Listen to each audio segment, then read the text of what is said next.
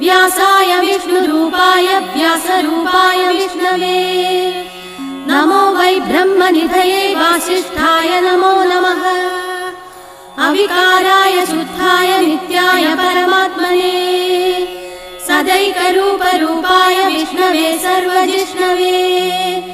यस्य स्मरणमात्रेण जन्म संसारबन्धनात् विमुच्यते नमस्तस्मै विष्णवे प्रभविष्णवे ॐ नमो विष्णवे प्रभविष्णवे श्रीवैशम्पायन उवाच श्रुत्वा धर्मानशेषेण पावनानि च सर्वशः युधिष्ठिरः शान्तनवं पुनरेवाभ्यभाषत युधिष्ठिर उवाच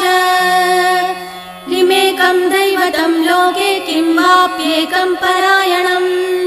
स्तुवन्तः कमर्च्छन्द